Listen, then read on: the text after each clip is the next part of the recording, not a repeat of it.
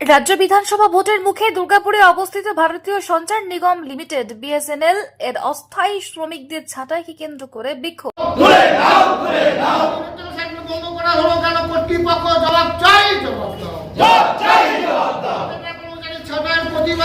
যে খবর, ইলেকট্রিক্যাল বিভাগের প্রায় 250 জন শ্রমিককে চাকরি থেকে ছাঁটাই করার কথা মৌখিকভাবে জানানো হয়। ওই ঘটনায় বুধবার দুর্গাপুরের বিএসএনএল অফিসের বাইরে বিক্ষোভে সামিল হন ছাঁটাই হওয়া কর্মীরা। তারা কেন্দ্রের বিজেপি সরকারের বিরুদ্ধে দ্বিচারিতার অভিযোগ তুলে সোচ্চার হয়। বিএসএনএল এর অন্তর্গত যে সমস্ত এক্সচেঞ্জ আছে, দুর্গাপুর ডিভিশনের সমস্ত এক্সচেঞ্জের যে ইলেকট্রিক্যাল মেনটেন্যান্সের যে আমাদের কন্ট্রাকচুয়াল এমপ্লয়িরা কাজ করতো, দীর্ঘ 25 বছর 20 বছর এক একজনের সার্ভিস হয়ে গেছে, তাদেরকে আচমকাই এই মাসের 1 তারিখ থেকে তাদেরকে বলা হলো যে তাদের আর কাজ নেই এবং তাদেরকে একটা কলমের খোঁচায় ছাঁটাই করে দেওয়া হলো। তারই প্রতিবাদে আমাদের বিএসএনএল এর এমপ্লয়ি, যারা পার্মানেন্ট এমপ্লয়ি, ক্যাজুয়াল এমপ্লয়ি এবং রিটায়ার্ড এমপ্লয়ি, আমরা সকলে মিলে কিন্তু 1 তারিখ থেকে টানা অবস্থান বিক্ষোভ প্রতিবাদ কর্মসূচি কিন্তু আমরা এখানে চালিয়ে যাচ্ছি। কারণ যারা দীর্ঘদিন আমাদের এখানে সার্ভিস দিয়ে গেছে, তাদের আজকে বয়স সবারই 50-এর উপরে, সেই সমস্ত এমপ্লয়ি যাদের এতদিন বিএসএনএল এর দরকার ছিল, তাদেরকে ইউজ করার পরে এখন 50 বছরের ঊর্ধ্বে যাদের বয়স, তাদের এখন যদি এক কলমের খোঁচা তাদেরকে সবাইকে ছাঁটাই করে দেওয়া হয়, তারা এখন কি করবে? এই দপ্তরে আমরা যখন ডিওটি ছিল, অর্থাৎ ডিপার্টমেন্ট অফ টেলিকমিউনিকেশন, তখন থেকে এই দপ্তরে আমরা এক একটা ছেলে, যেমন আমার হয়েছে 32 বছর, কেউ 35 বছর হবে, কেউ 30 বছর, ঠিক এরকম যাবতীয় কাজ করছি। হঠাৎ করে 1 তারিখে কোনো মৌখিকভাবে আমাদের কোনো লিখিত কোনো নোটিশ দেয়নি। যেহেতু মাঝে একটা কোম্পানি থাকে কন্ট্রাক্টর, ডিপার্টমেন্ট কন্ট্রাক্টরকে বলেছে, চিঠি দিয়ে লিখিত জানিয়েছে যে আপনার সাইট বন্ধ, আপনার আর কাজ নেই। অর্থাৎ কোম্পানিরা মৌখিকভাবে আমাদেরকে জানায়, কোনো লিখিত নয়, যে জানায় যে তোমাদের কাল থেকে আর কাজ নেই। কোম্পানিকে যখন জানতে চাইলাম আমার 5 মাস বেতন বাকি রেখেছেন, আমার গ্র্যাচুইটি কি হবে, সে তখন বললো বেতনটা তোমাদের আস্তে আস্তে দিয়ে দেওয়া হবে, কিন্তু গ্র্যাচুইটি সেটা আবার কি জিনিস আমরা জানি না, সেটা তোমরা সাহেবদের কাছে জানতে চাও। এই উত্তরটা কোম্পানির পক্ষ থেকে পাই।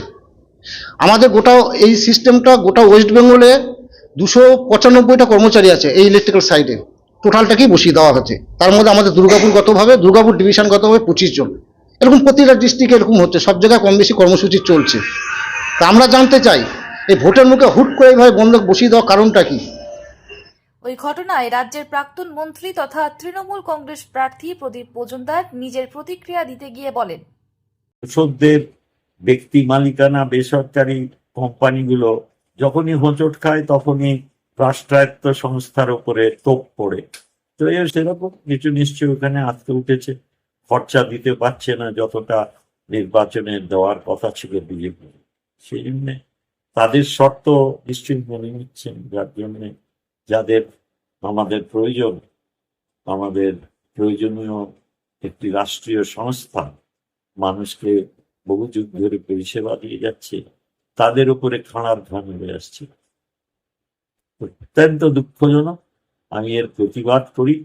ঠিক একইভাবে এরা লাগাতার প্রত্যেকটি রাষ্ট্রায়ত্ত সংস্থাকে লোক নিয়োগের থেকে তো দূরস্থ, ওরা ক্রমশ মানুষদের কাজ করার সুযোগকে খর্ব করে দিচ্ছে এবং যারা কাজ করছেন তাদের যখন তখন বসিয়ে দিচ্ছে। এটাই হচ্ছে ওদের নীতি।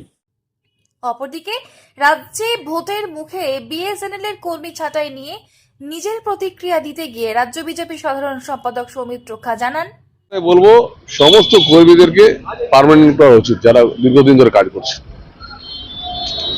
তাদের রাজ্য সরকার হোক আর কেন্দ্র সরকার হোক। কিন্তু একটা কথা বলবো যে সবকিছু একটা পারফরমা থাকে, কারণ আমরা পরীক্ষা দিয়ে চাকরিটা পেয়েছিলাম কিনা, আমরা কন্ট্রাকচুয়াল ঢুকেছিলাম, মানে কন্ট্রাকচুয়াল কতদিন করছি, সবারই হওয়া উচিত। আমারও দাবি থাকবে যে তাদের চাকরি সবার হোক। দুর্গাপুর থেকে তন্ময় দাসের report, the e paper digital. DSMS, a premier management college in Durgapur. Admission open for hotel management, hospital management, tourism management, BBA, BCA and nursing. Excellent training and placement assistance. Join now. DSMS, gateway to success.